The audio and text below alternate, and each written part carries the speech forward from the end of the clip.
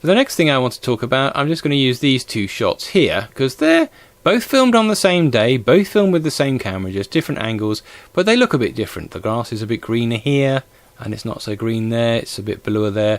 I want to match these two up. And to do that, I use something again, which has been in EDIUS for ages. So I'm going to pop a primary colour corrector on there, and pop another one on there. Now obviously choose which one you want to match it up to. I think I quite like the greeniness of the grass on that one.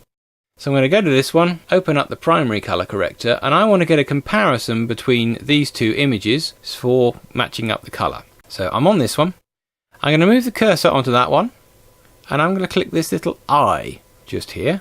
Move it back to this one, and then click one of these buttons, and it'll show me this image on one half and this image on the other. Now it depends on which button you choose as to where it's half and halved. And when you've got a half and half, you can adjust where the join is just by using that percentage. But now you see I can see both of those grasses next to each other, and I can fiddle around with these sliders in here to try and make them match. So there we are, that's kind of similar. Maybe they need to be a bit brighter, so let's brighten up the gamma and take down the lift. But now what I've got there is two bits of grass that match pretty well.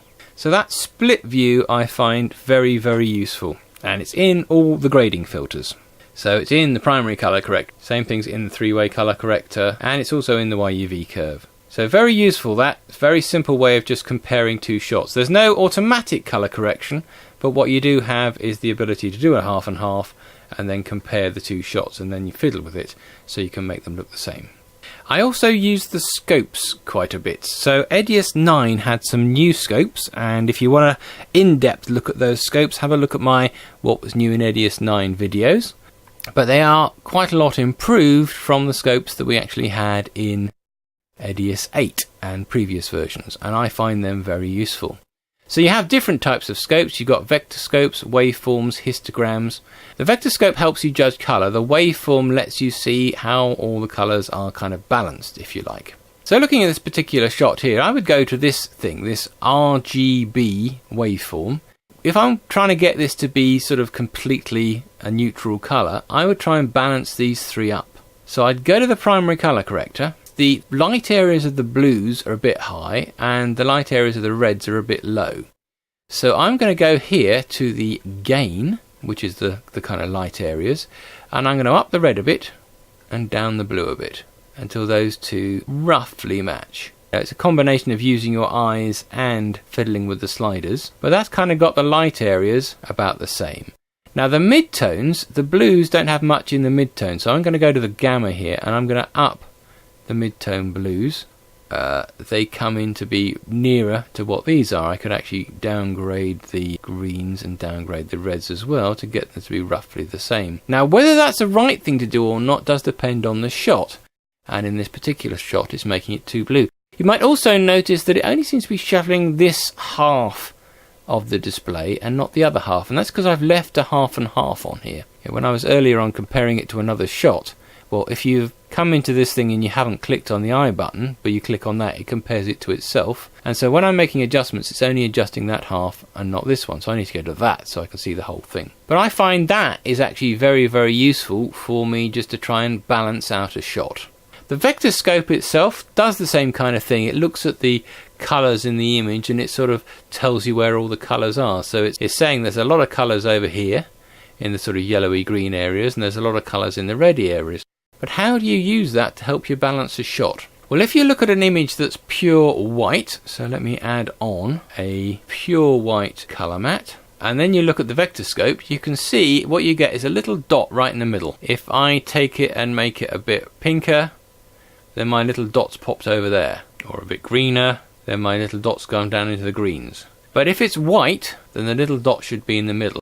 Now no video pictures are just going to be a white sheet of paper, unless you film one. What I want to do is trim down this shot so I'm only showing areas that could be white, and then I'll be able to use this vector scope to help me balance it. And again, you can do that with the good old mask filter. So I'm going to go grab hold of the mask, throw it on there, open it up, and I'm going to draw a mask over these white bits just here, and I am going to say outside that, let's make it completely transparent. Make sure that there is nothing else under it.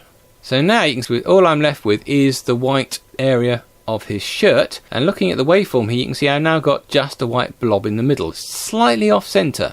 Can I use that to help me balance the shot? Well, because I'm just seeing white, yes you can. If you can get that to be in the center, you should have a better balanced shot.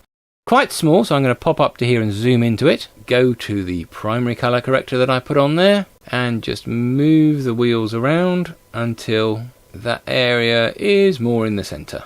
Now turn off the mask and we should have a better balanced shot. Again, quite subtle, but yep, I think that is better. Got rid of some of the sort of greeny yellows in my jacket there and made them more grey. And you might be saying yourself, looking at it, I'm not entirely sure, because I'm looking at this computer display here. Never trust what you see on a computer display. Always pop it out to a television using a decent piece of hardware like a Blackmagic gizmo so you can see it properly. So those scopes I find very, very useful. The waveform, also great for judging whether your image is within the legal ranges. It should be between 100 and 0. If it goes higher than 100, then your image is a bit too bright. It's very good for helping you judging the level of brightness in your images. Again, got a lot of tutorials about that which are on the website. You can look a bit more into that. Another thing worth mentioning here, just as an aside, a lot of the time I have this status display on where I've got the time code and the audio levels, which is very, very useful. Not so useful when it comes to scopes, because it does turn up in this flipping display here. Look at that thing there. Let's turn it off, turn it on. You'll notice I'm suddenly get some extra lines in there, which are those numbers, which of course you're not going to print out in the final video anyway. So it's very silly to actually have them in the scopes, but they are there. I always turn them off when I'm grading. Now I've got another quick effect I'm going to show you here, which I do use particularly on really, really dark shots, like this one here. Which, if you've seen my tutorial, I've gone through this on depth on my tutorial. Now obviously you can take your regular color correction effects like the primary color corrector and then open it up. Let's also bring up the scopes so I can see the waveform, because you see it's very dark, so my waveform's down the bottom. So let's up the exposure, make the whole thing a bit brighter, then bring down the blacks. And yeah, I've got a fairly decent image out of that. There's a little trick I like to do, which is nice and simple, which is actually not to use any grading filters on a clip at all, but to take that clip and to shove it on top of itself and merge it with itself. Probably easier to show you than talk about it. I'm going to take that clip, make a copy of it above it, and then I'm going to use one of my blending modes down here in the keyers section to mix the copy with the original.